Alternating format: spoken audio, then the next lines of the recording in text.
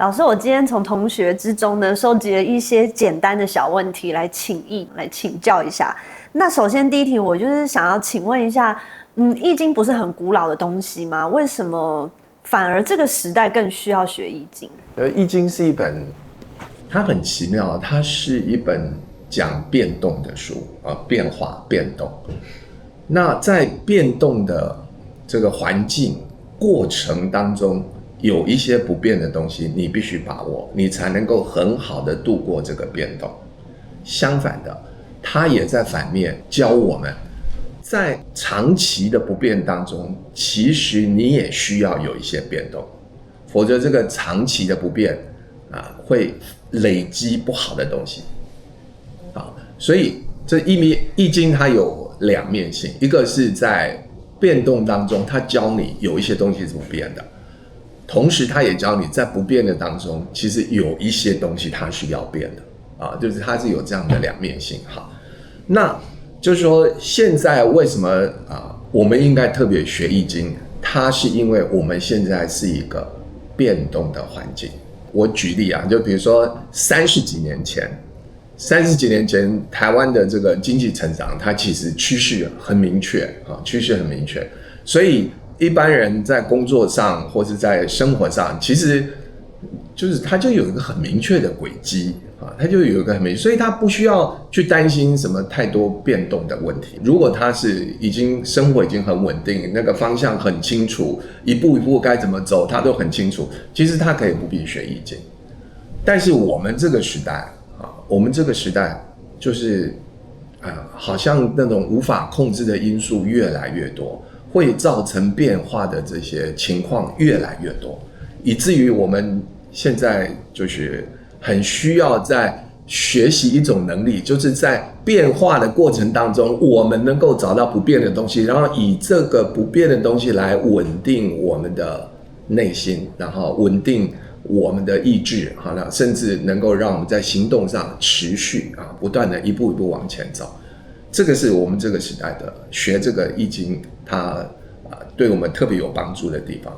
那反过来说，30几年前、40年前，是不是就不用学易经呢？不是，因为他要学的是不一样的东西。他要学的是说，虽然我的环境很稳定，虽然我很清楚我下一步要做什么虽然我很清楚明年大概会怎样，后年大概会怎样，但是在长期不变的道路上，你需要有一些，你要知道有一些东西会变化。什么东西会变化？就是外在环境会变化。虽然你现在做得很顺，可是你也要提防，比如说3年、5年之后会有一个变动，那个变动你怎么去因应？这个就是在不变的当中，你要看到有东西会变。那我们现在其实是在变动当中，我们要找到不变的东西，来让内心稳定下来，让我们的行动能够持续在一个方向上做累积。这个是易经可以对我们最大的帮助。很多看了我们视频的朋友有来问，就是说他们想要更完整的学习64卦，有没有什么管道？其实我们有，其实我们在台北、在高雄，我们都有开课实体的易经班的课。详细的情况大家可以到我们乐意讲堂的脸书我们有新的课程，我们上面会做公告。那很多因为在海外的朋友他也很想学他人又不在台湾，所以他没有办法来参加我们的课程。那其实我有一个建议，就是我们在 Udemy 这边推出的这个课程大概在2年多前，那个时候疫情还没完全结束，我们开过一次易经课。那一次易经课上了12个礼拜，我们讲了8个卦就是从第1卦到第8卦，乾坤屯蒙虚宋师比总共讲了这8个卦。那我们就花了很多人力去做后制，所以它也有英文字幕，也有中文字幕然后这个我觉得对大家刚刚进入易经这个好像很奥秘、很深、很难懂的学问，我觉得这8个卦，这12堂课会给你很大的帮助。那你会觉得说，那为什么不64卦全讲？就是我没有办法录64个卦它虽然是一个入门课而已，它虽然只讲8个卦，但是不用担心我有写一本书你大概读过这8个卦，看过这个8个卦我是怎么跟大家解释的，你就知道其他的卦你可以怎么去理解？你就可以参考我们这本书，就我写的这个易经白话讲座，然后以这个课程以 Udemy 这个课程当做你的入门它就可以帮助你好好把这本书把它读完，你对整个易经就会有个很好的理解。这本书是由如果出版社出版的。那这个书呢，在台湾各大书店、连锁书店都买得到。如果呢，你不是在台湾，你可能在香港，你可能在海外，其实你可以透过这个有一些网络书店，比如说博客来你可以透过网络书店购买他们这个全球都有，都可以贩售，都可以订购。易经是不是一诞生就是这么玄妙？这个我不敢讲，但是至少到就是春秋战国时代跟易经刚诞生的时候，已经大概相隔了600年，甚至700年，已经有600-700年的历史了。一代人一代人把他们的看事情的智慧，把他们的感受，把他们的能量赋予到这本书。那战国之后，这个易经不是我们都知道，在秦始皇的时候有焚书坑儒嘛，就烧了很多古书。我跟大家说，没有烧易经。所以易经很多资料都有继续在延续到汉代，所以就是这个经是没有断过的，就是从头到尾都没断过。你说那个就是什么诗书都被烧过就它被烧过以后，你要再接起来，中间就有一些东西是断掉的。可是易经没有。还没有断掉，所以我感觉它那个能量跟大家持续对它的关注是一代一代一直延续，一直传下去，一直传下去。所以易经这个东西，我感觉是越到现代对大家帮助越大。所以它就是它那个大家觉得它很神妙，是因为我们觉得受到它很大的帮助，所以我们觉得它很神妙。那我要讲说，这个帮助是随着时间，它其实是不断的在扩大。就我如果讲起来说，一个春秋战国时代的人补易经会觉得，好像蛮准的。可是现代人补易经，也许他会对他行动上会产生的指引，在他智慧上会产生的一种换一个角度去想一个问题的这种能力，其实他那个对现代人帮助可能会比对古代人帮助更大一些。那我们怎么知道这个随时代演进不同的解说方法不是一种穿凿附会？这个是不是穿凿附会？这个就是验证，就是要验证。就是比如说我们有100个人卜卦的经验，这100个人卜卦经验当中，如果你是穿凿附会，你也许50个人觉得准，50个人觉得不准。但是如果你在这100个人当中，你就是大家来解卦，解完卦以后，比如说有85个人觉得准可能只有另外15个人也不是说不准，他也是说适于准跟不准之间。那这种情况，他就你说这样是不是叫穿凿附会？那至少不能说它全部是穿凿附会至少可以这么说那再换一个角度来说，就是说你讲的那东西到底，比如说你对未来的它的变化，你有一些预言式的提前把它说出来，这种情况会不会等3个月之后，这个事情根本没发生？你讲的那个情况根本没发生，会不会这样子？就以我卜卦的经验来说，除非那个卦它没有很明确的表达出未来的那个情况，如果这个卦很明确的表达出未来的某一种趋势、某一种变化会呈现出来。只要是它是在卦象上是清楚的让我们看到的话，一般大概80%这个事情都会发生，80%这个事情都会发生。所以我个人是不会觉得它是穿凿附会但是当然我们就是对这种神秘学的东西，我们不要把话讲得太满，就是我比较习惯讲说，至少它不是全部在穿凿附会那我想再换一个角度来，就是说这个易经的预言能力这个刚学易经的人是对他的预言能力是很好奇，而且可能是他学易经的动力。这主要的动力，他就是想，这个太奇妙了，好像可以预知未来什么事会发生，什么事不会发生不能说是穿凿附会，但是总有谁解的比较好，然后时代与时俱进的这个变化，他应该怎么样来看待《易经》这本书？这个我想从两个点来说，一个是说，其实最核心就是说，为什么有人解得好，有人解得不好？好，那你如果想要最流氓的回答方法，就是那你解不好，就是因为你易经没学好，所以你解不好啊。其实这样回答有回答跟没回答是一样的哈。我就顺着这个来讲，我等一下要讲那2点哈，就是说为什么有人解得好，有人解得不好？我觉得有几个原因。第一个很重要，就是说，这个我们对卦的理解啊，其实是跟着大环境改变，跟这个是有关的。我举一个例子，我们易经里面有一个卦叫颐卦，慈禧太后盖颐和园那个颐，或是我们有个成语叫做颐养天年那个颐啊，颐养天年这个颐，这个颐在传统易经上啊，传统都是把它解释成养，养就是抚养，所以颐养天年，颐就是养，啊，就是颐养，啊，那就为什么颐和园？颐和园就是养和园，就是把这个一团和气，这种在和谐当中又寓意着生机的这一团和气，把它给养出来，这个叫颐和园啊。这个颐在传统上都用养来做解释，可是呢，就是我学易经的时候，当然就是大家知道我一直讲，就是学易经是一定要学卜卦，因为卜卦可以帮助你学易经。可是呢，卜卦不是学易经的最后目的哈，但它是一个过程，一个一定要经历的一个过程哈。那我那时候在学卜卦，在累积案例，然后增加自己对易经的了解的时候，我发觉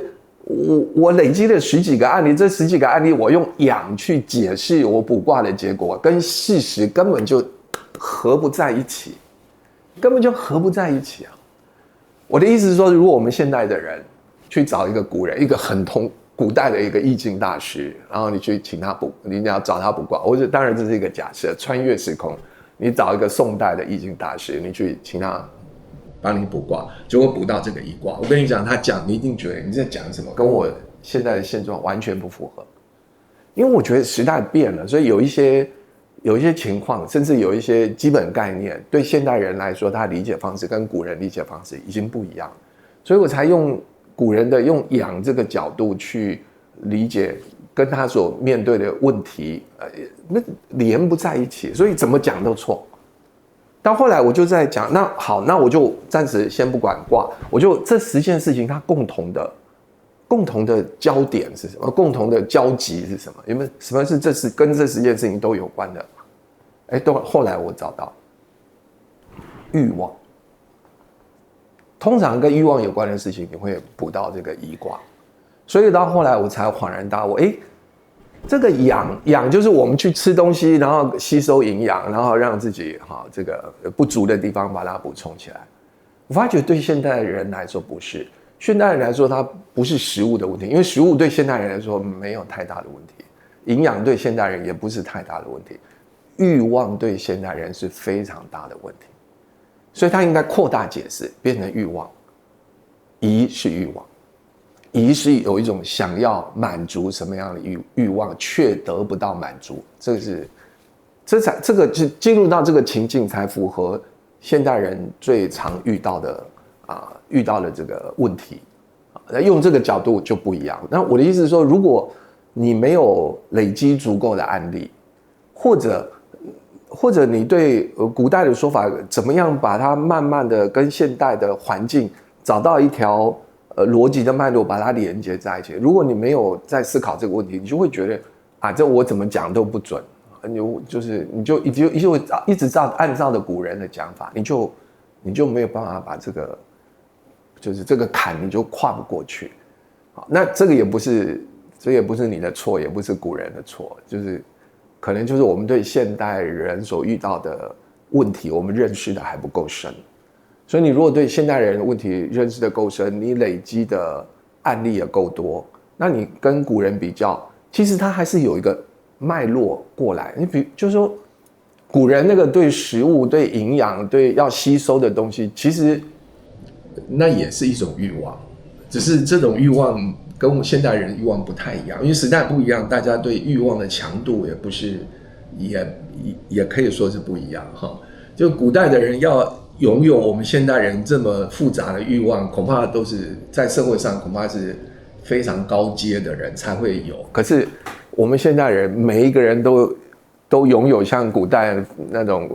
王公贵族才有的那种欲望，就我们现在的欲望太复杂了，太复杂了。所以我就说这个转换，你如果转得过来，这个移卦在现代人的生活当中，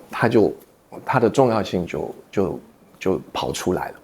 好，那你如果一直拘泥在古人的那个用这个阳这个角度去解释的话，你就转不过来，你就会觉得这个好像怎么解释都解释不通，好像都是在穿凿附会。这个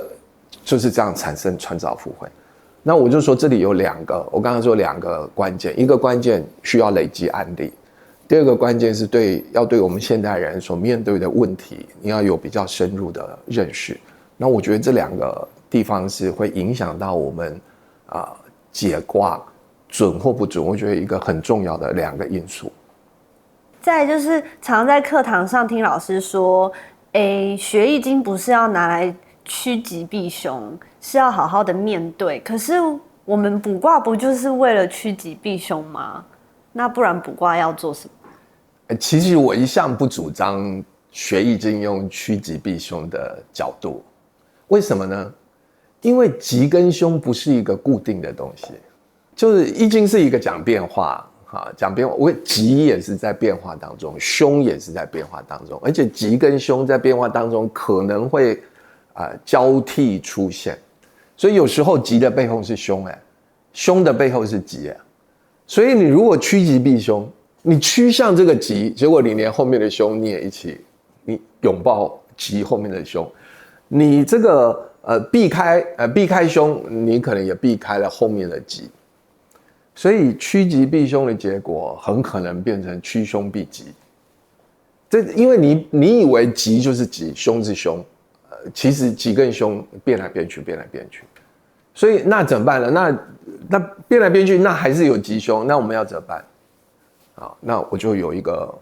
个体会啦，这个不是，就是说这是我对读过易经以后我对吉凶的一个体会。什么体会呢？就我觉得那个吉凶不是，至少不完全是由客观环境决定。比如说你今天公司有一个烂案子，每个人都不做，那因为你资浅，或是因为你没有背景，最后这个烂案子跑到你头上来，你想推都推不掉，你就会自己觉得很倒霉。任何人在这种情况都会觉得你遇到的是凶，是吧？任何人，我觉得大家都不做，然后丢给我这个烂案子，最难做。好，那我现在换一个角度来理解，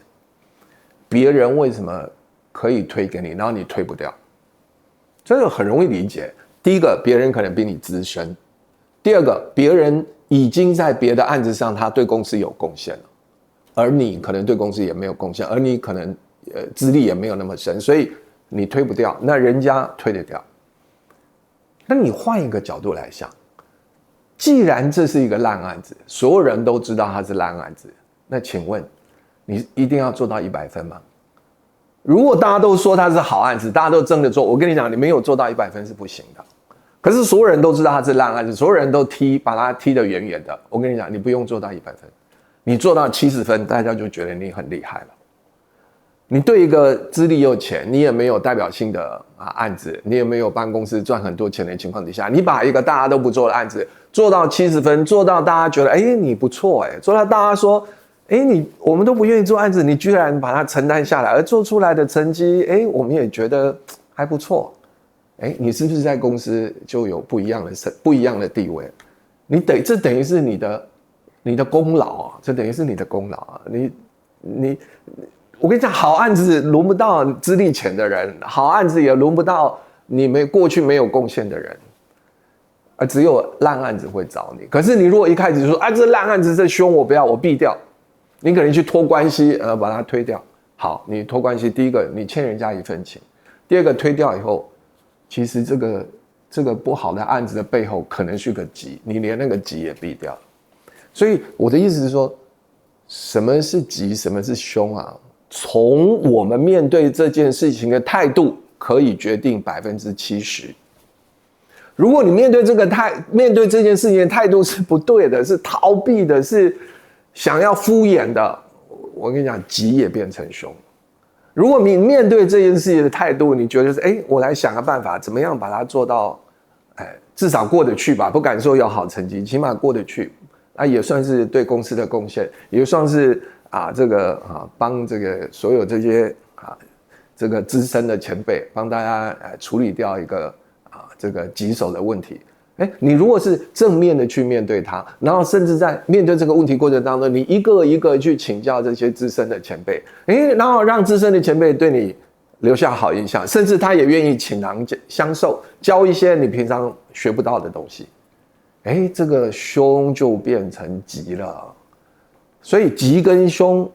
我常常讲，就是说，其实70%可能是决定在你面对这件事情的态度，而不是这件事情本身。你如果可以用我刚才讲这个态度去面对吉凶的话，你就是懂易经的人。那你如果用趋吉避凶，我跟你讲，易经不讲趋吉避凶，除非大吉大凶，这会去趋吉避凶。一般中吉中凶，我们不用趋吉避凶这个角度。一般中吉中凶就是我们面对它，然后怎么样去好好处理它，去解决它。这种积极的态度，其实既让自己有成长，有这个收获，个人有成长有收获，其实也会增进别人对你的认识，也会增进别人对你的了解。我们好案子轮不到一个之前的人身上，就是一定是烂案子。而这烂案子，我们把它做到还不错的状态，其实这就是我们翻身的机会。但是你接到烂案子的时候，你心里就是很阿杂。那我要怎么去先克服我第一道那个阿杂的情绪，然后去想到它？这个是我跟你讲，这个就是我们易经第一卦跟第二卦，一个叫乾卦，一个叫坤卦。大家都知道乾坤。这个乾卦就是如果阴阳的话，我们讲阴跟阳乾卦就是阳气，坤卦它其实有带一点阴气。阳气就是积极主动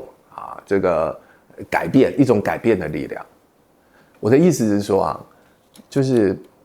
什么是阴气？就是你一开始产生一个不好的情绪，然后你整个人、你整个思绪、你整个思考这件事情的角度，全部被这个情绪带着走，这个叫阴气。这个叫阴气。阴气就是你失去主动性，甚至阴气就是你失去自我管理的能力，你失去自由。那个自由是自己管理自己的能力，你失去了自由，这是阴气。那你如果拥有这个自由，知道如何去面对这个事情，然后知道我这个态度刚开始可以因为总是觉得自己倒霉，可是半个小时1个小时以后，你就会转念，你就会开始恢复到正面积极的态度，怎么样把这个事情好好把它处理好，就是回到阳气。你可能前半小时还有一点阴气，慢慢就调回来了。这种就是有阳气的人。我跟大家讲，有阳气才能修行，阴气是没办法修行的。就是我一直觉得易经是一本修行的书，就是我真正懂易经也是开始把易经当作修行的书，我才发觉我过去学20年的易经都没有真正学到东西。就是你真正把它当成一本修行的书，然后透过对易经的理解来调整自己，改变自己，不要让自己被阴气带着走，而能够内在提起一股阳气，用这个阳气来面对问题，处理事情。这个是易经给我们最大的礼物。所以我就说没有错，人难免会有脾气，人难免会有情绪，但是就不要被那个东西带着走。你可以也许10分钟20分钟，半小时之后你要稍微慢慢转念了，要稍微慢慢转念，回到阳气的这个角度。老师，你学30-40年的易经可不可以跟我们分享一下说，比较好入门的学习易经的方式是什么吗？就有很多同学问我说，他要怎么样才能够学易经学到我这个程度，要花多久的时间？我觉得这个问题很有意思。那我可以把我自己学易经的几个阶段，我可以把这个阶段跟大家说明一下。我是大一的时候开始对易经感兴趣，就是18岁，我对易经感兴趣。那为什么会对易经感兴趣呢？因为我念中兴大学，中兴大学理工学院里面有一个工友，他就住在这个楼梯转角下面的一个空间，他就住在那样子一个空间里面，所以房间很小，就一张床、一个小桌子、2张小椅子就塞满了啊。然后这个工友很特别，他会卜卦，会易经，所以他就每个礼拜开放一天，我如果没记错的话是礼拜3。那你可以到他门口，他有个小本子，你到那边去挂号，去写你什么系、什么名字啊，你就在那边去挂号，他就反正就排序嘛，就有号码。那他每个礼拜会有一天晚上，他可能会有3个小时或者2个半小时，我忘了，就是分配给同学，大概每个同学大概可以跟他聊半个小时，或者有一些会聊到40分钟。然后他就帮你卜卦，然后帮你做一些解答。偶尔呢，他会从那个小书架抽一本书出来啊，然后挑几句这个经文跟你问的问题相关的啊，帮你做一些开导啊。那你就会把那几句话记在心里，仿佛自己就得到一个启发，知道怎么样面对你的困扰。这个工友的这个卜卦的这种我不能说准确性，但是他的确是有帮到很多同学，这个事情让我开始对易经感兴趣。那我就到文学院去打听哪一个老师对这个易经有研究，后来就让我找到，就中文系有一个朱维焕朱老师他对易经有研究，可是没有开易经课他开是宋明理学所以我就去听他的宋明理学，然后下课的时候就找他聊天，就问他有跟易经有关的事情，这就是我入门的方式。那我说老实话就是大学的时候，我虽然已经把这个易经读过一遍，但我必须承认都是不懂装懂。就是那么年轻的一个人，根本没有什么人生经验可言，没有什么社会经验，也没吃过什么苦头，你要读易经读懂都是假的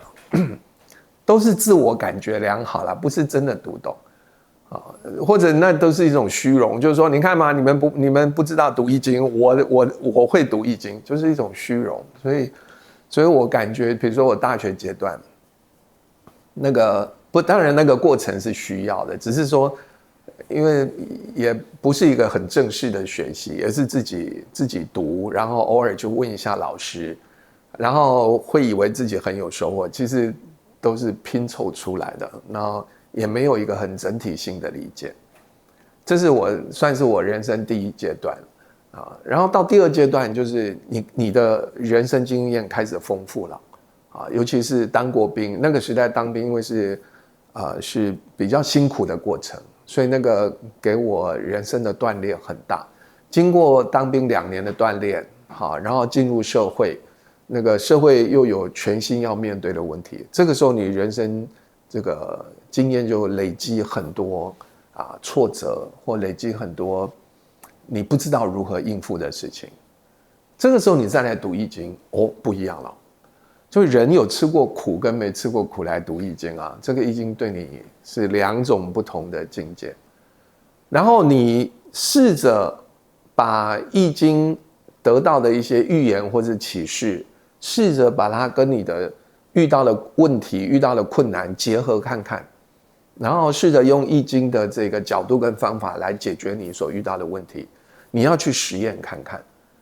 这个实验我大概就是说，这种如何把易经用到现实生活的这个实验，我大概做了10年。这大概做了10年，这10年的实验对我帮助非常大。那我也可以说，我稍微真正懂易经就是这个阶段，就大学毕业以后这10年，这10年让我开始真正懂易经，而我用的方法就是卜卦的方法，因为你只有透过卜卦，你才能够把这种好像很神秘、很艰深的这个经文，跟你所遇到的现实事情，让它2个结合在一起。那这只能透过卜卦的方法，所以我大概就那个时候就很学卜卦，而且每个礼拜都卜卦。我还记得很清楚，我那个时候每个礼拜会找一个茶艺馆，那时候礼拜6还要上班，我就礼拜6的下午就会去找一家茶艺馆，我在里面待3-4个小时，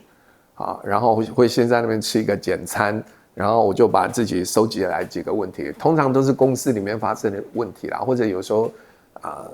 朋友之间发生的一些问题，我大概会问2个问题到4个问题，2到4个问题。然后每一个卦我都把我问的问题写下来，我得到什么卦，以及我都对这个卦的解释，对这个卦它象征未来会如何发展，我都能把它写下来。记下来以后，隔大概2个月到3个月，这件事情也有结果了，我再把那个结果写在笔记本的后面，然后我就可以对照2、3个月之前我是这样解释，可是2、3个月后这事情是这样子发生的，我会对照一下我当初的解释哪一些是对的，哪一些是错的，这样去做修正。这种每个礼拜去茶艺馆卜卦这个事情，我大概维持了2年多。如果平均算起来，我大概卜了200多个卦，而200多个卦理论上就是每一个卦我几乎都遇到过3次，也就是说，在这2年多的时间当中，我大概就等于把易经从头到尾仔仔细细的，而且是把它跟现实生活结合在一起，我又读过了3遍。我那个时代买的注解的书起码10种以上，但有一些我觉得他解释的好，有一些解释的不好，所以我自己会再去做采撷。我自己有一个笔记本，我就会把我觉得写的比较好的，会把它会把那个抄出来写在我的那个笔记本里面。如果是现代人写的书，我当然是推荐我自己写的这个白话易经讲座。真的，我读这么多易经的书啊，我觉得我真的是可以用深入浅出，而且可以是用一种对所有人都有帮助的方式来讲这个易经，而不是用一种卜卦的方式，用讨论吉凶的方式，不是，它可以对所有人的生命都可以产生帮助的一种讲易经的方式。那除了我的书之外，其实我从前有推荐其他的书给我们学员，可是学员反应都不好。为什么？因为我推荐的都是文言文，所以那因为现代人就是说真的，大家阅读古文的能力是普遍有困难啦哈，所以那因为我那个时代还算可以，那现在这个时代，如果你50岁以下的，恐怕你古文阅读能力可能都是有障碍的。那些过去对我有很好启发的书，可能都带有古文的性质，所以我就不太敢，现在我就不太敢再推荐这些书了，因为没有一个人说好，每个人都说好难读、好难懂，读不下去。那我就后来就不推荐了。这个我们讲易经啊，如果讲广义的易经，它其实分2部分，一个叫易经，一个叫易传。这个传就是什么左传那个传一个叫易经，一个叫易传，这2个东西是分开的。但是呢，大部分的书都把这2个部分合在一起变成一本书，因为大部分书都是这么编的，把易经跟易传合在一起，所以久而久之我们就会误以为它是一本书，但其实不是。那这个为什么是2本书呢？因为最早只有易经，而是易经传了500、600年，甚至600、700年之后，大家读不懂了，所以在500、600年或600、700年之后，需要有人来解释易经这个卦、这个爻到底是什么意思。易传是解释易经的注释本，谁注释的呢？我们不知道，但有人说是孔子，那也有人说不是，所以这是一个还没有定论。那到底易传是谁写的？没有定论。但是一般我们相信它应该是春秋末期，或者甚至到战国中期这个时代这个易传才有的。那易经大家知道它是这个周朝初期的时候它就有了，所以2者至少可能相差400年到600年之间所以它是大家已经读不懂了，所以才需要易传。那我现在问就是说，那么易传是不是就是最好的解释易经的版本？我认为也不是。为什么不是呢？因为到了易传这个时代有很多东西已经遗失了。比如说，我举个例子，你比如说到战国时代的中期或末期，我随便举个例子比如说，你到孟子这个时代，请问孟子还看得懂甲骨文吗？看不懂，孟子看不懂甲骨文。但我们现在人跟古人比起来，我们在甲骨文上，我们有比古人更大的优势哦。因为我们现在有研究甲骨文，有很多考古的资料。孟子那个时代他没有考古资料，所以他不懂甲骨文，他不懂甲骨文，就很多易经里面的字啊，他对这个字对这个词的理解可能没有我们现代人准确哦，可能没有我们现代人准确。像易经里面有一些字眼。我们因为研究过甲骨，我们知道它指的是什么。可是那些字眼在一个汉代人眼中，他就把它解释的神神秘秘，就完全是他自己想象出来的。所以不见得古人对易经的解释就比我们现代人准。我们现代人啊，我常常讲，我们现代人有2个工具超越古人，一个就是甲骨文，因为古人他不懂甲骨文。第二个呢，就是我们现在可以有很多考古的资料，我们可以挖到一个商朝的墓，这个商朝的墓里面有很多材料，可以让我们知道，可能这个指的可能就是易经里面的什么什么什么啊，就是我们可以跟考古的东西结合在一起，所以我们对易经的认识，因为有甲骨文，因为有很多商朝的考古资料，我们对易经的认识，说不定某一些地方还比古人更准确，某些地方还比古人更接近易经的原意所以我们不要菲薄今人不要菲薄今人，我们今人也有对易经也可以有很大的贡献。我可以这么说，就是没有一本注解的书会让所有学易经的人满意，因为易经已经传了这么久了，传了快3000年了，它几乎每一句话都一定存在3个以上的解释，不同的解释。对同样的一句话，在这2-3千年当中，起码会累积出3到10个解释。每一句话，甚至每一个字可能都会有3到10个不同解释。所以它的复杂性也在于这么长久的时间当中，对它注释的人非常非常多。我们所认识的这些，比如说唐宋时代的这些大家、大文学家，他们都有研究过易经。我随便举几个人，叫欧阳修，这个大家知道。我讲苏东坡，你相信吗？苏东坡也写过易经的书，他也研究易经。所以就是易经是古代文人就几乎是人手一册，每一个人都会读，而且每个人都有心得，有心得他就想写下来把心得写下来变成一本书。所以易经的注释非常非常多，这是它难读的原因。易经这是它难读的原因，所以我个人是一直建议说，如果要学好易经就是感兴趣是一定的，这第一个阶段你一定要感兴趣像比如说我是因为那个公友的关系引发我的兴趣，第一个阶段你一定要有兴趣。第二阶段呢，你一定要学习卜卦，因为卜卦是让易经跟现实生活结合在一起，我认为是最好的方法，虽然不是唯一的方法，但我认为是最好的方法。所以一定要有一个阶段是学习卜卦，但是学习卜卦不能够以这个当作终点，这个不是终点，但它还是一个过程我笔记记对最多的时候，就是在这个学习卜卦的过程。就我手上有10几本解释易经的书，那我就去采集，把我认为比较好的解释，我把它收集起来，自己有一个自己记在一个笔记本上，再加上那200多个卦我把这个卦的因缘，还有这个卦的最后的结果，我都把它抄录下来。像这个就是这个在那这个一直在卜卦的那个3年当中，我对易经就开始觉得有比较个人的体会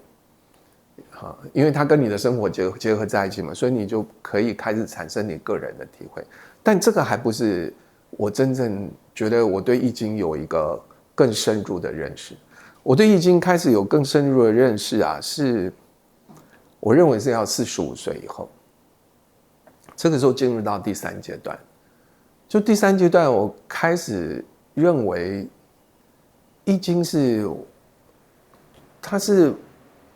一本修行的书，它是教你怎么做人做事，教你怎么生活，教你怎么完成你人生的意义，教你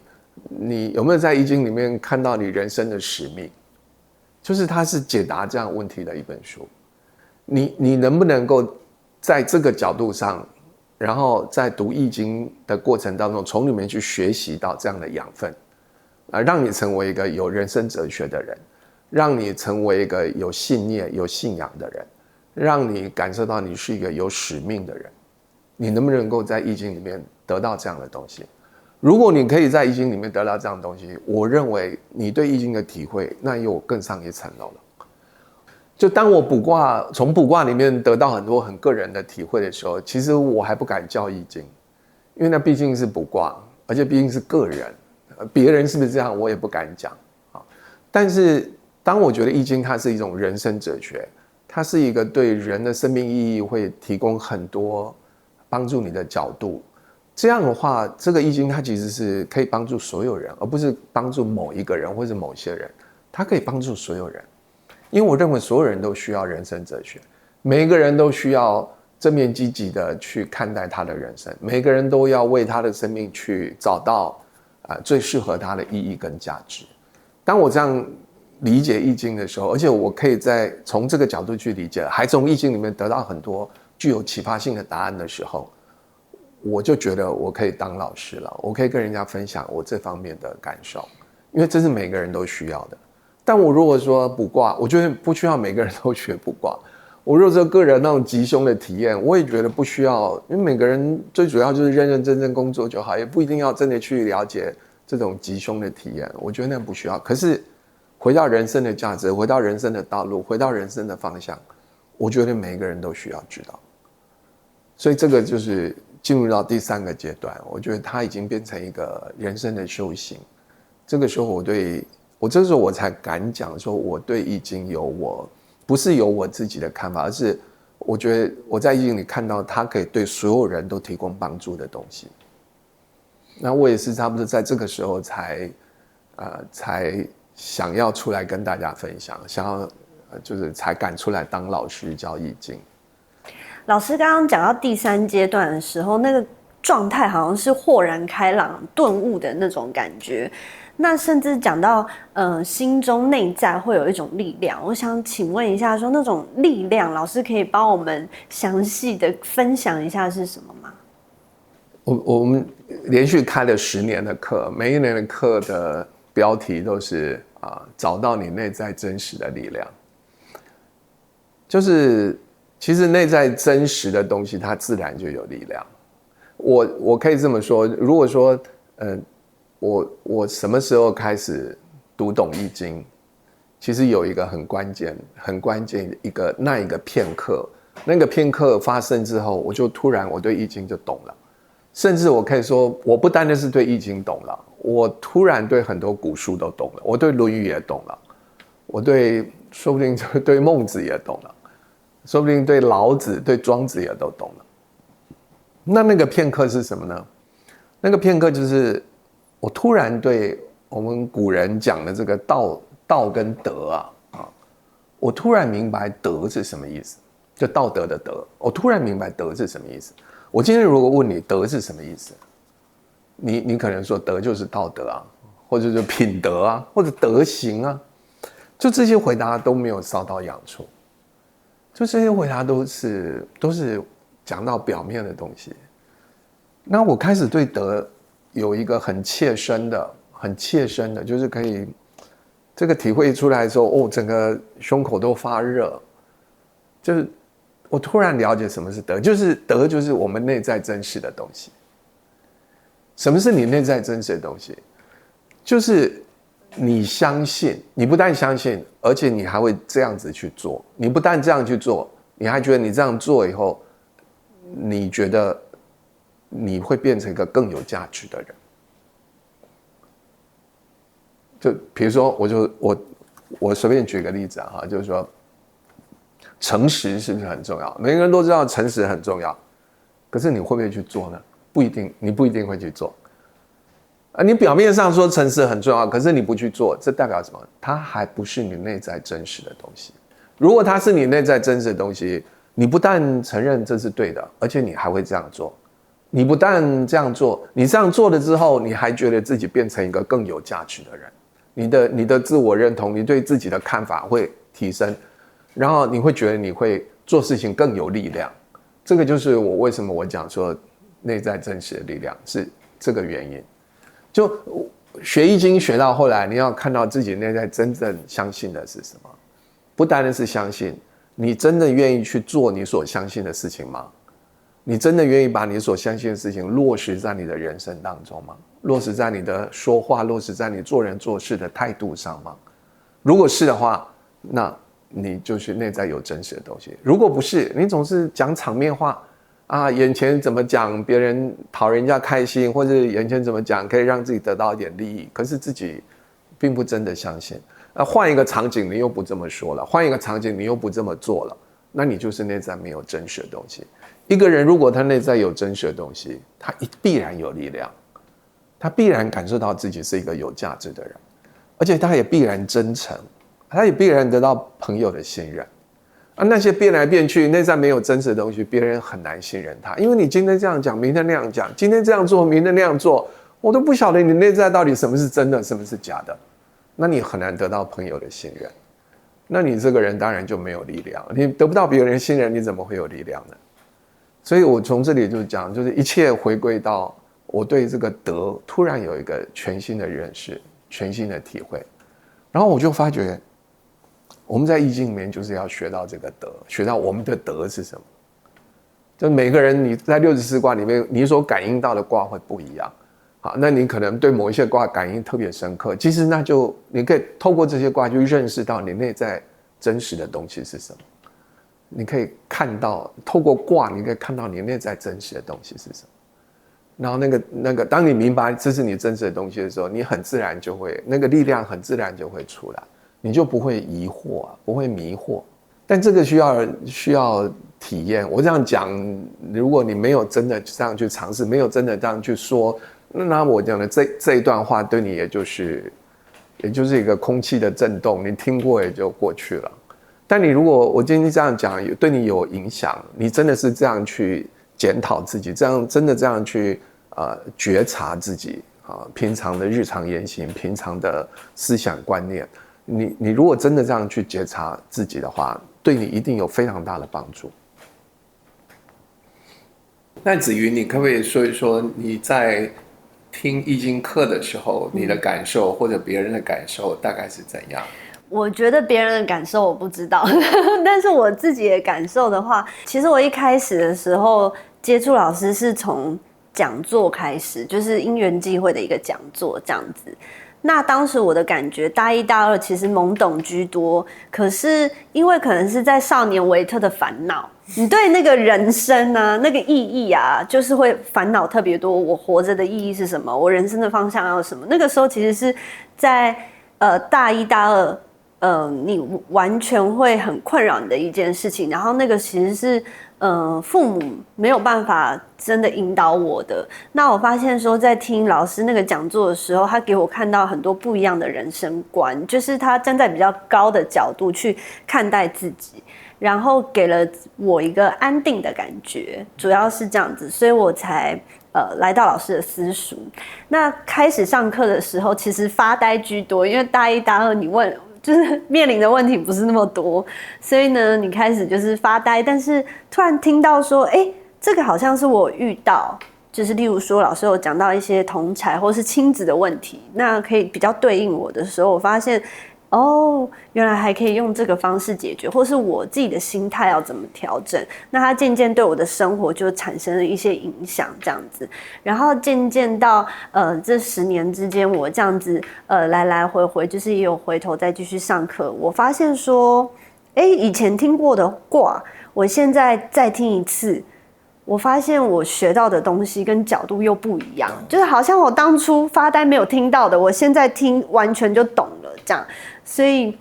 我才发现说，64卦它每一卦都有不同的意义。最重要的是，每一卦在你的人生不同阶段的时候，它给你的解答又会是不太一样的。所以我就有把易经的哲理认真的慢慢学习，运用在人生的生活上面。这样。再来就是我常常卜卦卜完之后，我就自己试着解卦，然后再来找老师说，我卜了这个卦，老师的想法是什么。可是我发现老师解的往往跟我解的都不大一样，为什么就是我卜一个卦，但它有很多不同的解释方式？这个同样卜到一个卦，然后你有不同的人来解这个卦，比如说5个人可能会有3个不同解法，这个原因在哪里啊？当然每一个卦有它的标准解法，就大家如果上过易经，就是每个卦有它的标准解法，可是这个标准解法可能适用在比如说70%的情况，可是如果遇到了比较特别的30%的时候，你用标准解法去硬套，那真的就是穿凿附会，这就是穿凿附会。所以中间一定要你要先找到它的逻辑，就是说，这个标准的讲法跟他所遇到的这个状况中间怎么样有一个逻辑跨越过去？你要有那个逻辑帮你跨越过去。这个逻辑是从哪里来？这个逻辑我认为有2个。第一个跟你的生活经验是有关，你生活经验越丰富的话，你那个跨越那个障碍的那个能力就会越强。就你找到中间的逻辑关系的能力就会越强。第二个是直觉，真的我必须承认这跟直觉有关。就是你如果哪怕你来学易经，然后我所讲的每一句话你都深深的记在你的脑海里，那么你解卦跟我解卦可能还是会有30%不一样。那个30%不一样，我觉得是直觉，因为我们易经学久了之后，你会每个人的直觉能力是不一样的。有一些直觉能力强，他就会累积出他对事情的一种直接的感应。他就是你叫他讲道理，他也讲不出道理，他就是直接感应这个事情就是应该用这个逻辑连接在一起。他这个没有，这真的是没有道理可讲。还好，不是每一个念头都要靠直觉，但我觉得直觉在这里扮演的角色大概可以加3分，就是对他的解卦对他解卦这个解的方式可以对对方产生帮助我觉得大家可以加3分。比如说你就按照标准的解法，可能只得5分。如果你直觉很强的话，你可以再加3分，你这个解卦就是有8分如果满分是10分的话那当然你也不一定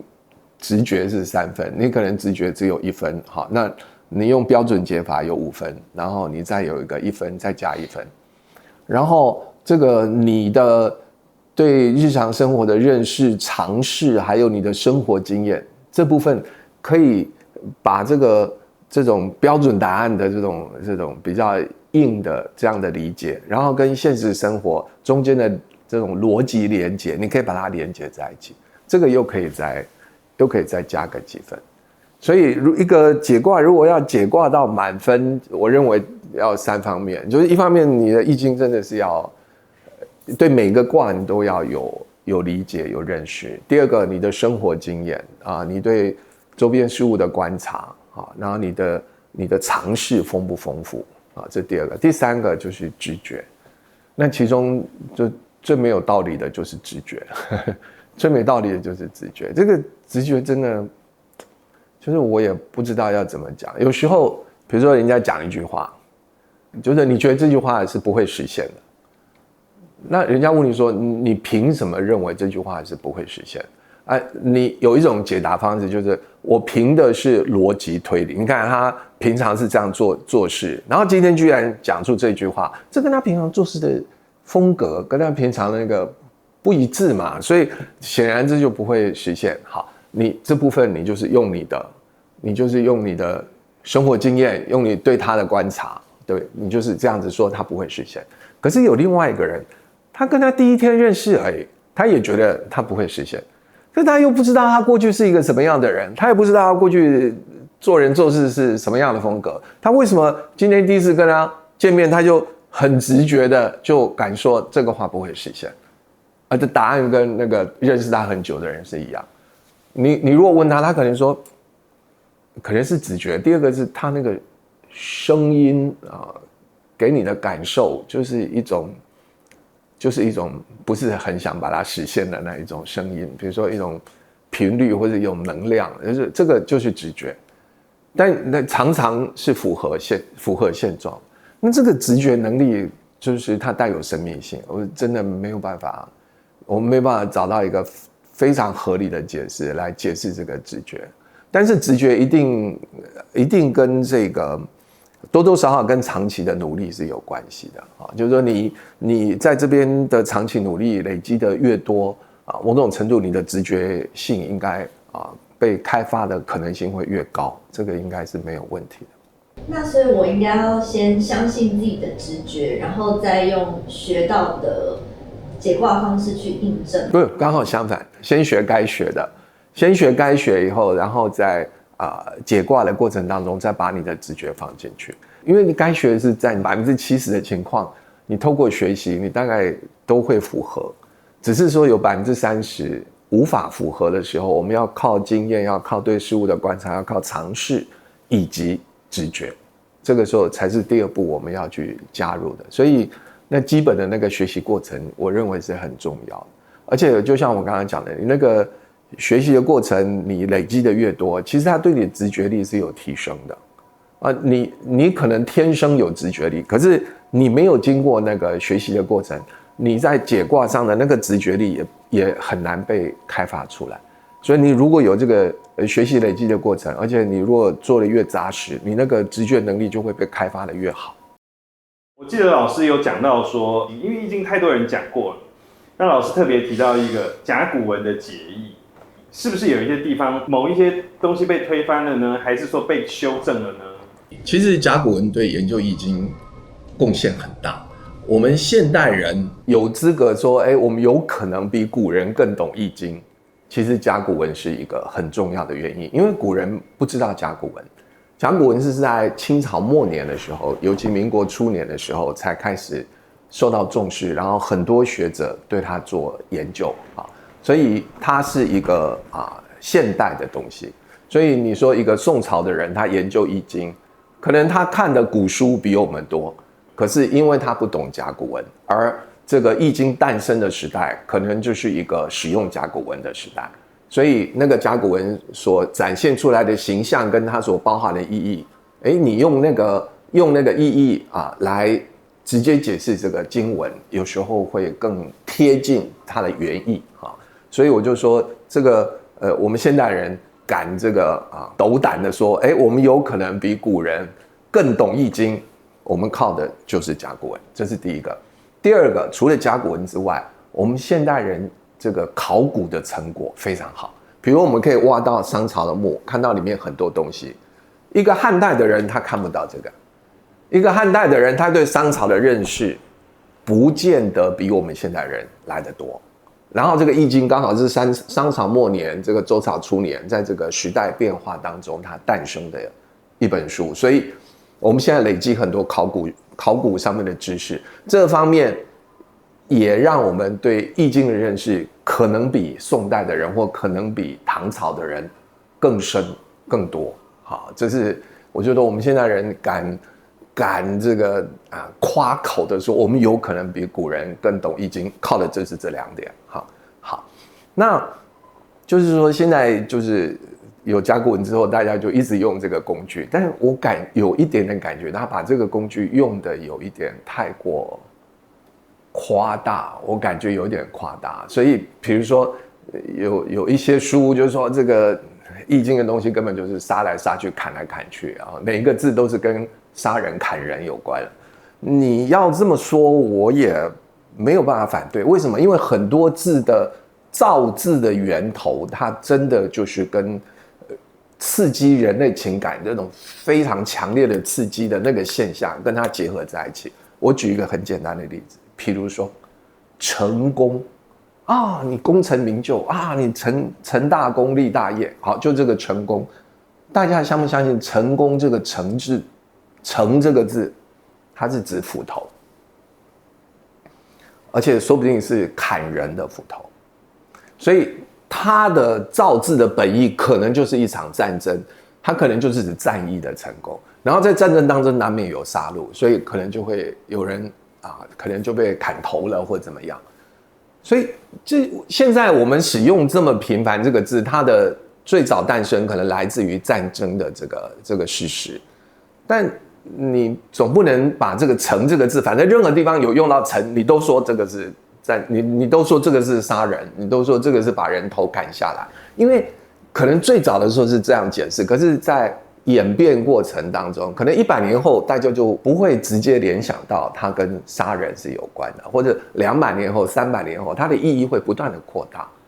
那就可能不是它的意义会不断的转变啊。像城这个就是我们现在这个一写城都是正面的意思，我们完全不会把它跟杀人这件事情结合在一起。我再举另外一个例子哈，这是标准的易经的例子，就是易经有一个卦叫中孚卦。那个孚就是比如说浮在水面上那个浮，你把3点水去掉，这个字念孚。这个字啊，最早在甲骨文里面出现，它的意义是当作俘虏，比如你旁边加个人字边，你要漂浮的浮，水拿掉，加个人字边，是不是就是我们现在那个俘虏的意思啊？那古代战争很多，部落战争啊，或者说部落战争非常多的时候，这个俘这个字在甲骨文出现的时候，是当作俘虏啊，战败的人啊，你可能要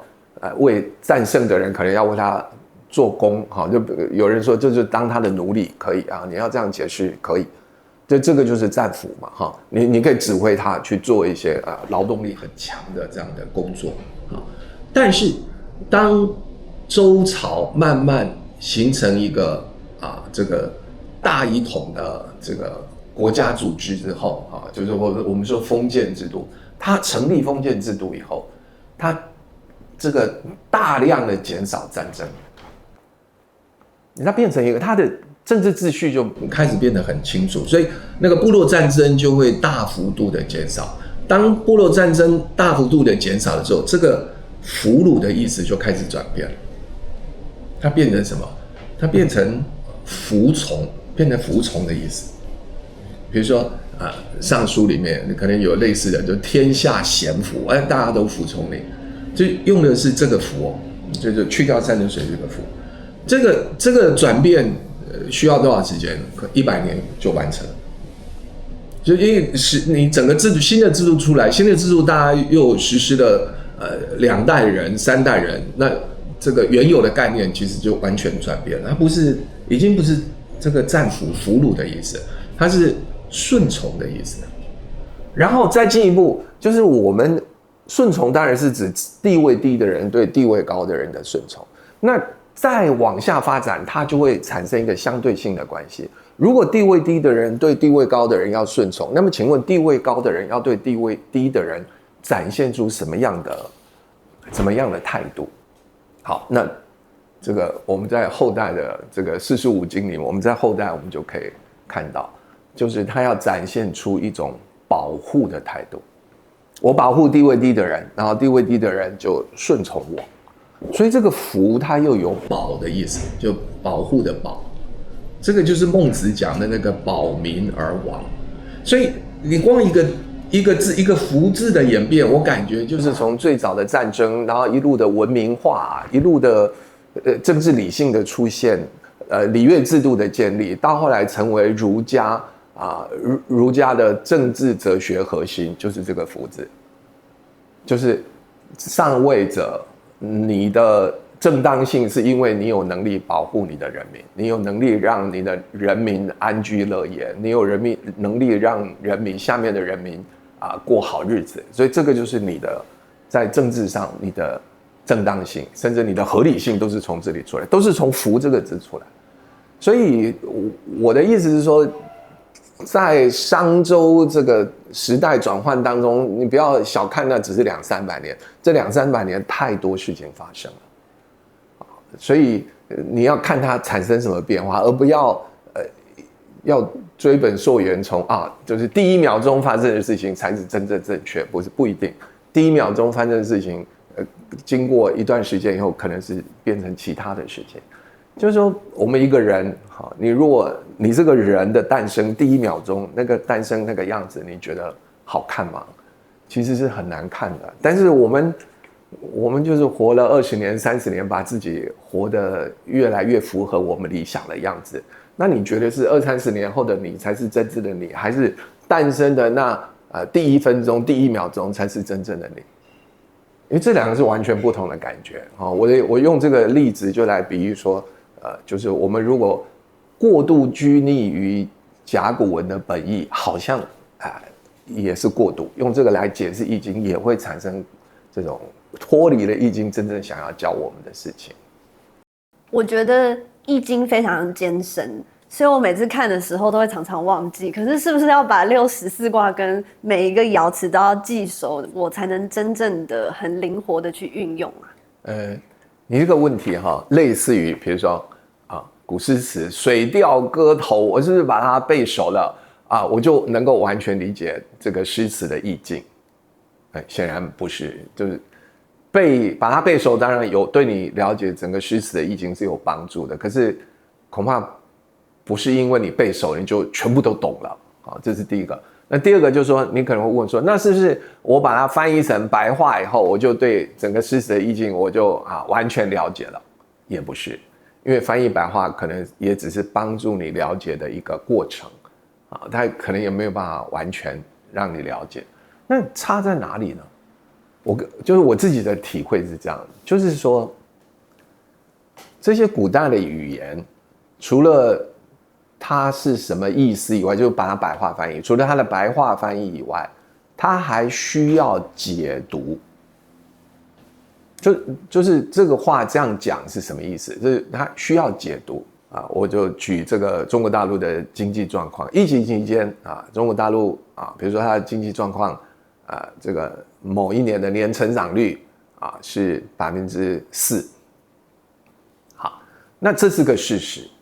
这个事实你可以怎么解读？我就举2个极端相反的解读方式我就说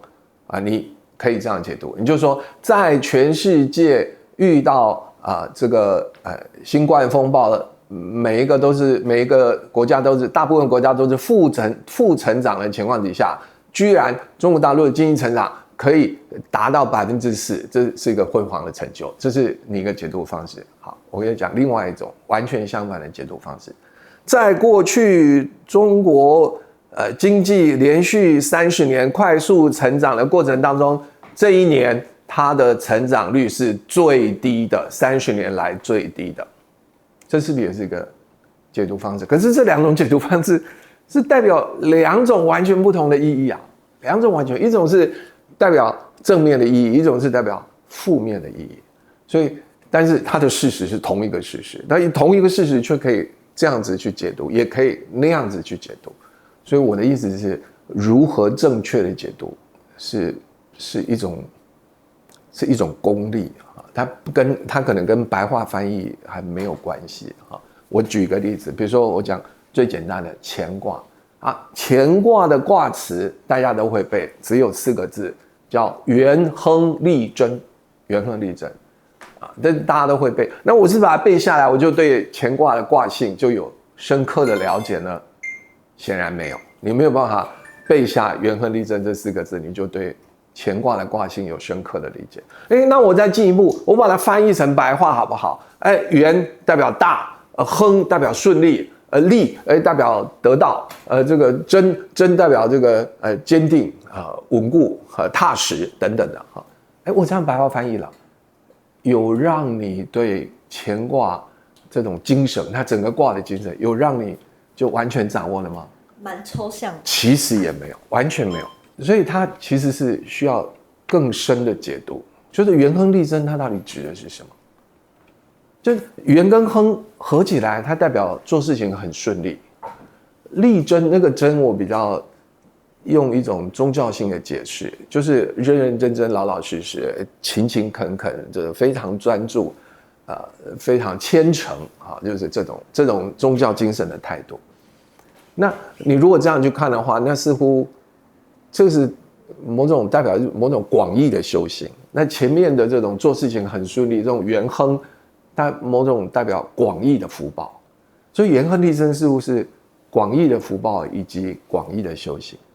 那广义的福报跟广义的修行之间的逻辑关系是什么？那我们如果站在宗教的角度，大家不要忘了，这个《易经》最早是从宗教诞生出来的一本书。我们如果站在宗教的角度去感受它，你就会很自然，就是人必须透过修行，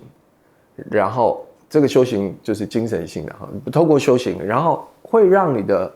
福报产生。可是你这个福报产生，你又不能忘记修行，所以这个福报的产生其实是要来帮助你的修行。而你有修行之后，又会产生福报，所以让修行跟福报之间产生一个正向的循环。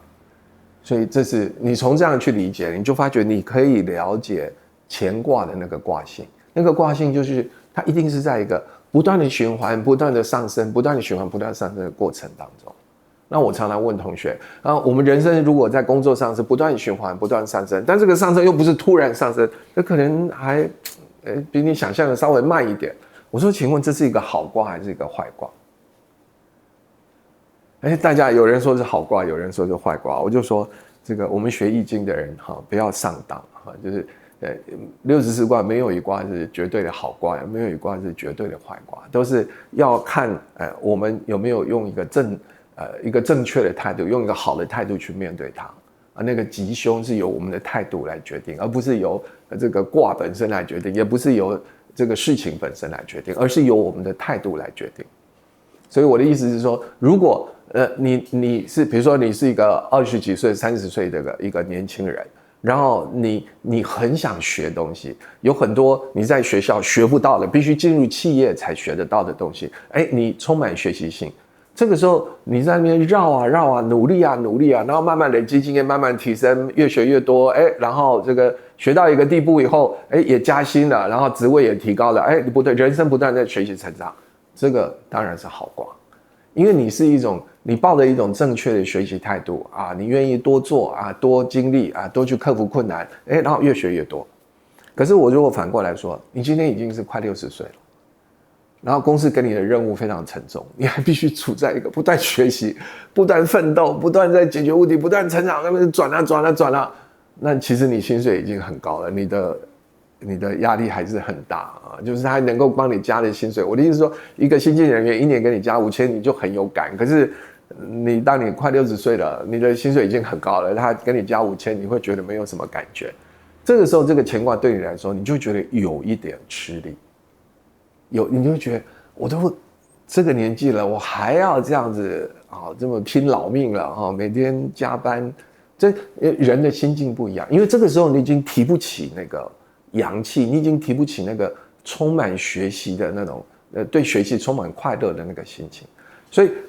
年轻人他还有这种心情，他提得起这样的阳气，所以他面对乾卦的时候是吉卦。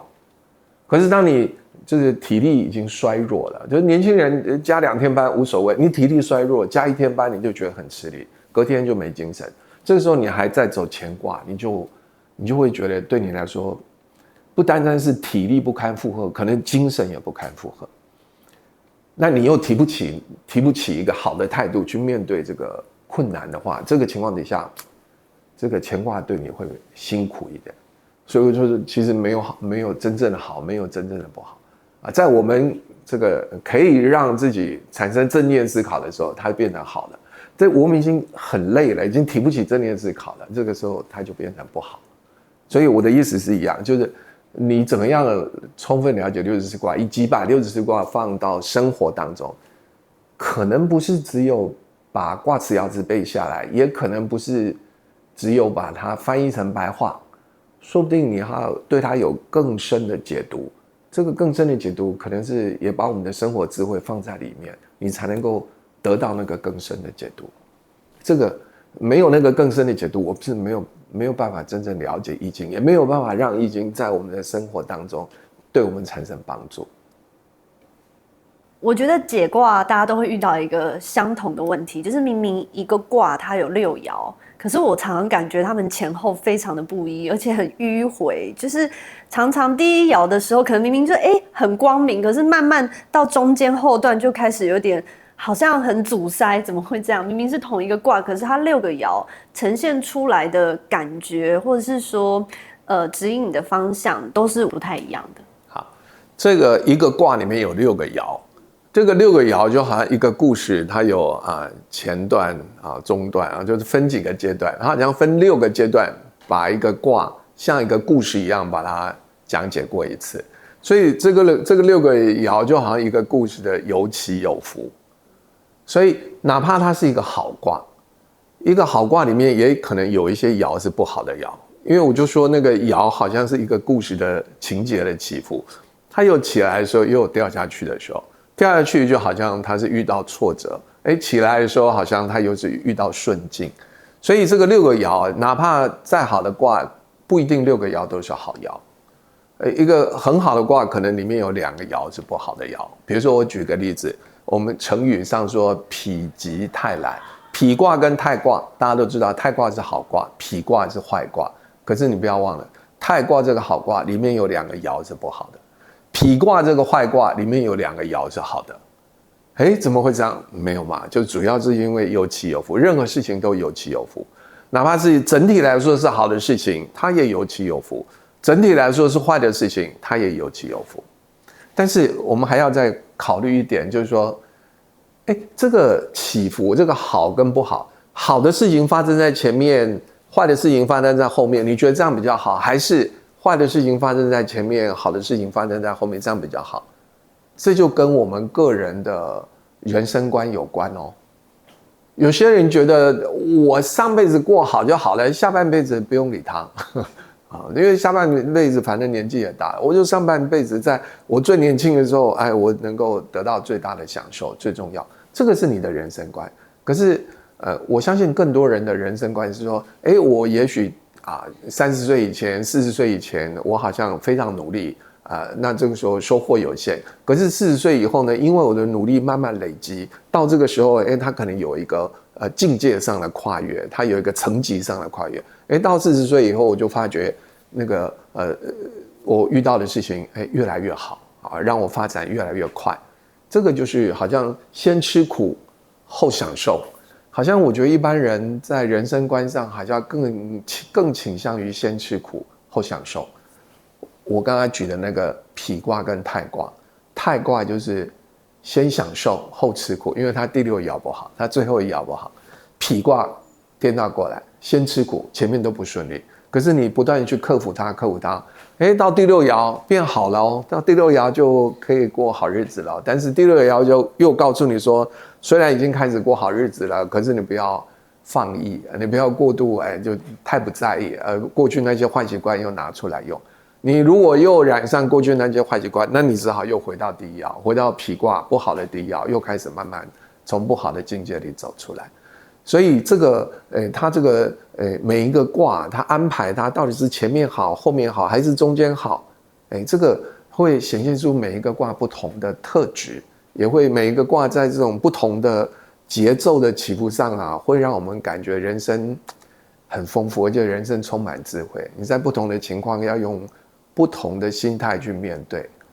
你在前半段用什么心态去面对起或者伏？跟你在中间，跟你在后面，用什么样的心态去应对起跟伏，其实那个心境不太一样。这是易经为什么这么丰富的原因。好，老师，那照你刚刚的意思是6个爻它就是一个顺序，是一个次第。那有没有可能说我们想补的事情是一个很明确，我只想看明天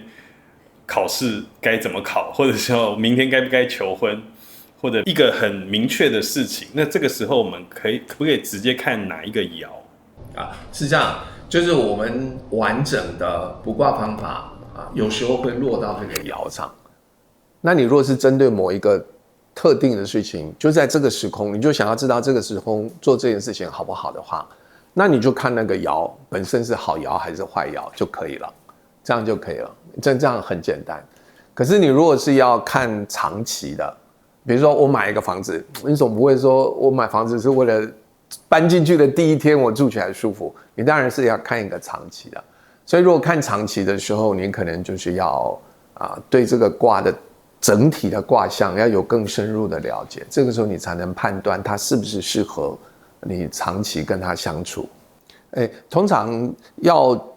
讲到这个卦会落到哪一个爻，这都是一个比较详细的卜卦方法。而且这种会落到爻的卜卦方法都有派别之分。如果只是卜到卦，我们有很传统的办法，就是我们哪怕现在我们看《左传》啊，你看《左传》，《左传》那个时代就是春秋时代，春秋时代他们的卜卦方法到现在我们也会啊，所以那这个是你看一传了2500年，到现在我们都还在使用。但是你如果要开始讲究到落到哪一个爻，这个时候派别就出来了。那我也不敢说我们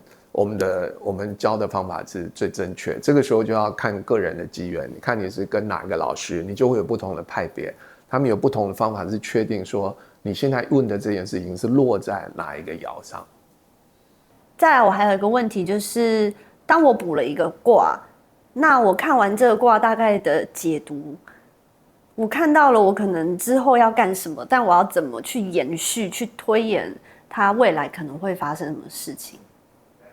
一般推演一件事情后续发展的倾向，我们就有本卦跟支卦就可以推演了。本卦就是你目前的状况啊，就是我们一般像我在书上，我们有介绍简易的卜卦方法，那一个简易的卜卦方法，你就可以知道这件事情的本卦跟支卦是什么。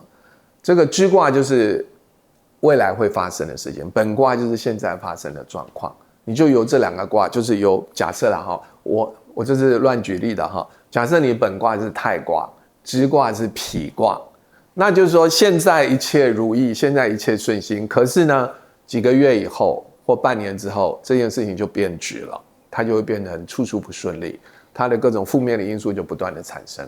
那这个就是本卦跟支卦它的运用的方法。我常在网络上或是书上发现说，其实卜卦的方式有好多种，每个人都不一样。那要用哪一种方式才是比较最适合我们，或者是最准确的方式？如果从卜卦传统来看的话，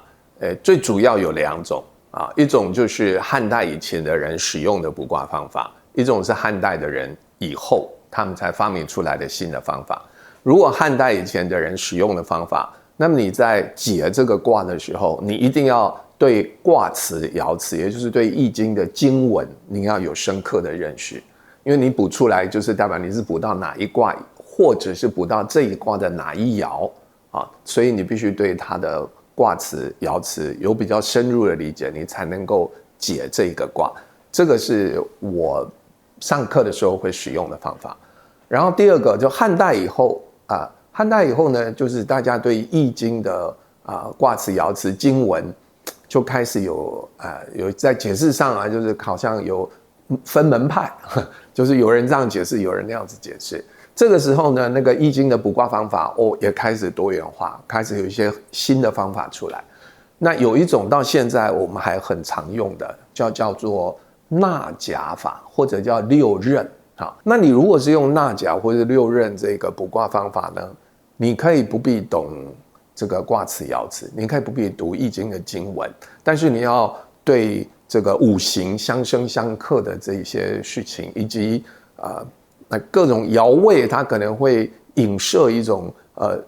人间的关系啊，比如说呢兄弟啊、夫妻啊等等的父母啊这样子，它可以影射人间的一些关系，由这个关系再去推断你要卜问的事情的吉或凶，然后再配上木火土金水这个相生相克的关系。这个呢，你不需要太懂卦辞爻辞的内容。那这个也是到现在我们很多人学的一个卜卦方法。那你如果问我说，那老师说这2大流派哪一种比较准？这个就我觉得准不准都是因人而异啊。就是你学更古老的方法，但是你可能学艺不精，你可能就不准。你虽然学的是汉代的方法，但是你可能学得很通透，说不定你就卜得很准啊。这个我们也没办法说哪一种方法比较准啊。大概但主要就是分这2种。那除了这2种，还不会有别的方法？那可以，也都可以。比如说，有人可能把64卦弄成像抽签，像签诗一样啊，他就抽一字出来断吉凶，可不可以呢？这个我们也不能说不可以啊。总而言之，就是他必须反复的实验、反复的验证，发觉这个是有效的，这个是有参考价值的，那这样就能成立啊。如果他只是突然想出说，好像这也可以是一个卜卦的方法，那没有经过验证，那就是无效的哈。所以就是总而言之，就是我们没有办法很斩钉截铁说哪一种方法最准。我觉得还是跟人跟那个学习者跟那个卜卦者他个人的状态，我觉得这个是关系比较大。再来就是说，很多人都很好奇，就是说易经卜卦为什么会准这件事情，又觉得很好奇。我也不敢说，因为这是你说它准不准，已经是一个很神秘的事情。它为什么准，这个我也很难说。但是我可以讲几点哈，就是第一点，这跟宗教信仰无关。我所谓宗教信仰是说，你比如说你是信道教的，你卜卦你会准；你是信佛教的，你卜卦也会准。或者你没有信教，但是你就是个人修养、个人操守、个人道德，你都很讲究，你卜出来也会准这个是很奇妙，就是他没有说因为你必须信仰某一种宗教，它才会比较准或比较不准，没有，跟这个无关。但是如果你所信仰的宗教它是不赞成卜卦有一些宗教它不赞成这种预言式的这种卜卦方式，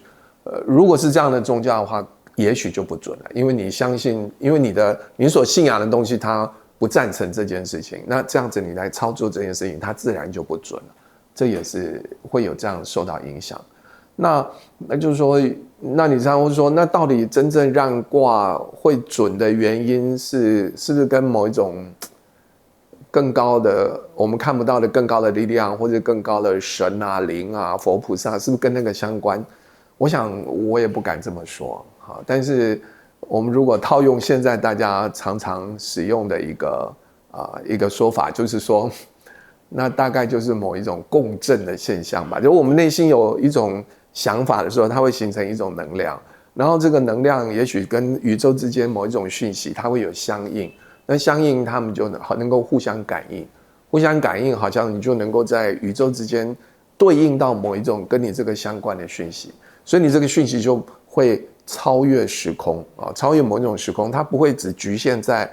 目前你所知道的事情，它可能会跨越一点时空，让你多知道未来可能会发生的事情。就是有人说这是叫量子纠缠，或者你如果用那种频率那个角度你也说就是一个共振的现象，我想都是可以的。那一般我们用龟壳这样子摇铜钱出来，跟意识卦好了，它是属于刚刚两种里面哪一个？这个铜钱跟意识卦既可以用在古代的卜卦方法，也可以用在汉代以后的卜卦方法，都可以。但是他们那个中间要记录的那个原则是不一样的但是都可以，这两种方法既可以用在纳甲法，也可以用在古代的那个延续至诗草的那个卜卦方法那不过你刚刚提到这个用龟壳这个事情，这个事情倒是可以跟大家讲一下，因为我们在上课的时候也有同学问说，我们是不是去买一个龟壳卜出来会更准？就是用龟壳卜卦会不会更准这件事情，这是一个有趣的事情。那我跟大家解释一下，就古人认为龟壳卜卦比较准的原因，它其中带有一个暗示什么暗示呢？因为龟壳的构造它就是一个天圆地方的构造，因为乌龟壳的龟背它是一个圆的，没有，它是一个弧状，是一个圆的。龟腹的地方它是平的，平的就代表地，这个圆的就代表天，苍穹嘛，苍穹就我们上面一个好像一个圆的一个盖子一样这个龟背就代表天，龟腹就代表地，所以一个龟壳就相当于一个微型的天地，微型的天地，所以你那个铜钱放在龟壳里面摇摇就好像它在搜寻天地之间的跟你这件事情相关的讯息，所以它其实就是一个天地。所以因为它象征天地，所以呢那个龟壳越大的话，大家会觉得越准，因为越大它就是可以包含的讯息更多，所以古人会认为，所以古人就是会花很多钱就是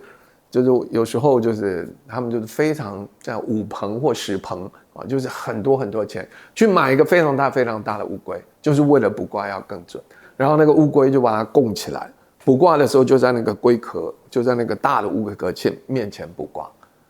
但这个我们现代人就是我也不敢说，因为我个人卜卦，我觉得好像你用龟壳或是用你的手，因为你的手也可以把它弄成这个形状啊。你可以把它弄上面这个用弯的，下面用平的，这好像是个龟壳一样，所以我觉得好像这就是一个象征的意义吧，你在这个象征的意义里面，我们也可以用别的东西来取代，不一定要用那个龟壳，因为使用龟壳说不定还有一些保护动物的一些问题在里面。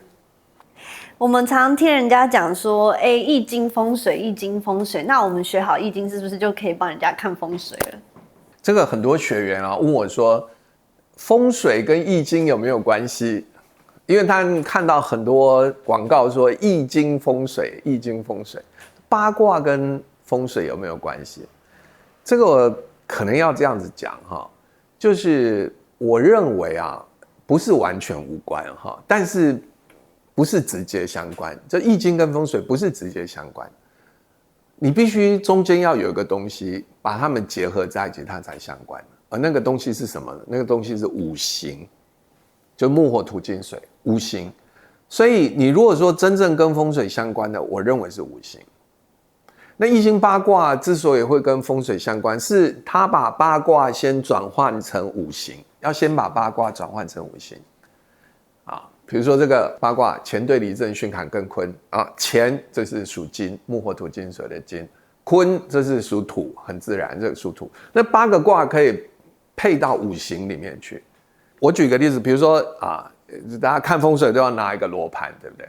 罗盘最重要就是方位吧，是不是？那你看这个八卦其实它就有方位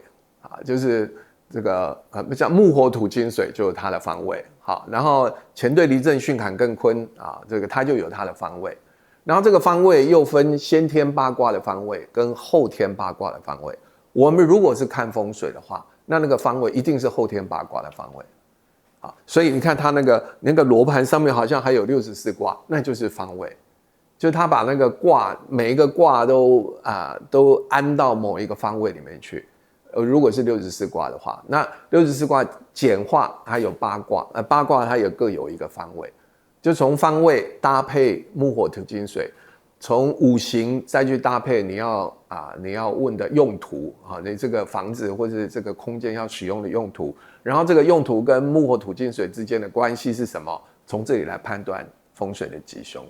所以它就是主要是由木火土金水去看方位，去看安排。我假设啦就是我这个房子的这个格局我已经配好了，把8卦配上去了乾卦我们刚才讲这个乾卦属金嘛乾卦属金，金克木，所以乾卦这个位置你就不适合把它用在使用这个跟木相关的事情上那比如说这个地方你把它当仓库而且都囤放一些什么属于木的东西，那这个就比较不合适，因为它就是一个相克的关系嘛，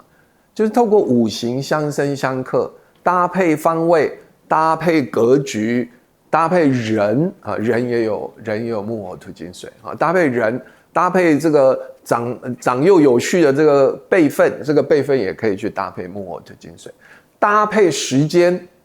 比如说这个天干地支的时间，这也可以搭配木火土金水。从种种搭配之间产生相生相克的关系，你就来判断这个格局是吉还是凶，这个就是风水。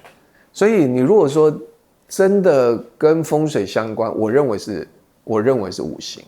然后这个八卦或者说易经，它是透过五行，然后把它跟这个风水结合在一起。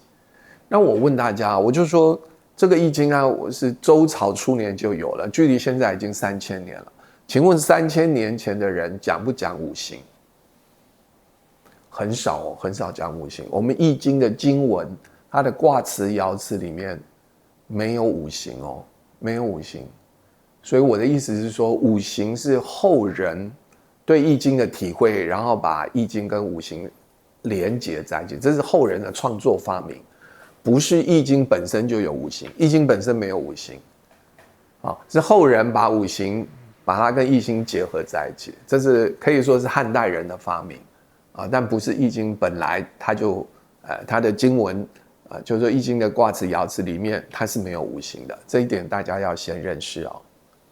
很多因为在海外的朋友他也很想学他人又不在台湾，所以他没有办法来参加我们的课程。那其实我有一个建议，就是我们在 Udemy 这边推出的这个课程